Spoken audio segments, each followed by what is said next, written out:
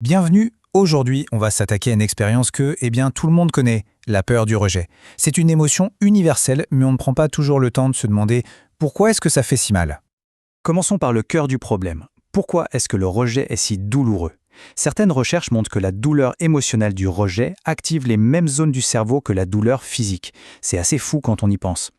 Mais là où ça devient vraiment un casse-tête, c'est quand on regarde nos réactions. Parfois, face au rejet, on a des comportements qui semblent garantir encore plus de rejet. C'est cette réaction, qui paraît complètement illogique, qu'on va essayer de comprendre. Il faut savoir que les chercheurs ne prennent pas cette peur à la légère. Ils l'appellent une peur reine, c'est-à-dire une peur fondamentale, une angoisse racine qui est à l'origine de plein d'autres craintes, comme la peur d'être jugé ou la peur de la solitude. Pour comprendre pourquoi elle est si profonde, il faut remonter très très loin.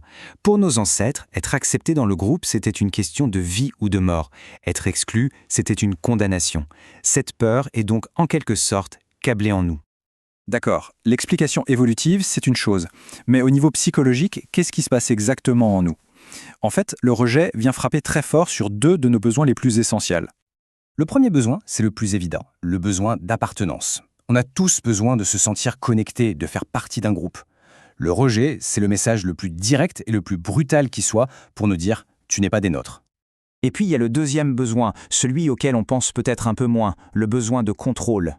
Le truc avec le rejet, c'est que ce n'est pas notre décision, ça nous est imposé. Et ça nous arrache le sentiment d'être maître de notre propre vie.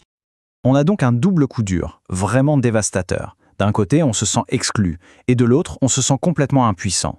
C'est cette double peine qui rend l'expérience si difficile à vivre. Alors, face à cette double attaque, comment est-ce qu'on réagit?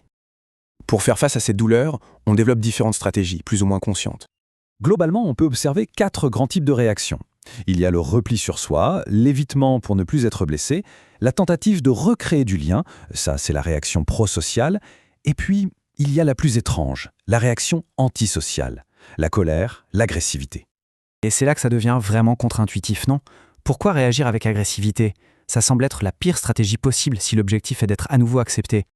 Alors, comment on explique ça?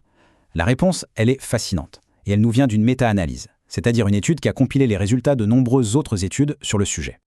Et voilà la révélation. Dans le feu de l'action, pour certaines personnes, le besoin de reprendre le contrôle sur la situation devient plus urgent, plus puissant que le besoin d'être aimé ou accepté. L'objectif change, il ne s'agit plus de se faire accepter, mais de restaurer son sentiment de pouvoir. La logique est en fait implacable. Une réaction agressive, c'est peut-être un échec total pour recréer du lien, mais c'est une réussite pour reprendre le contrôle. C'est une façon de dire « Ok, tu m'as rejeté, mais c'est moi qui ai le dernier mot, c'est moi qui agis ». Comprendre ça, c'est absolument crucial. Parce que ça nous permet d'identifier ce qui protège vraiment des effets les plus destructeurs du rejet. Qu'est-ce qui fait qu'on s'en remet mieux?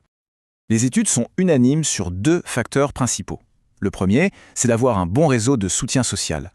Le deuxième, c'est ce que les psychologues appellent la potentie, ou le sentiment d'efficacité personnelle. En gros, le fait de se sentir compétent, capable d'agir sur sa vie.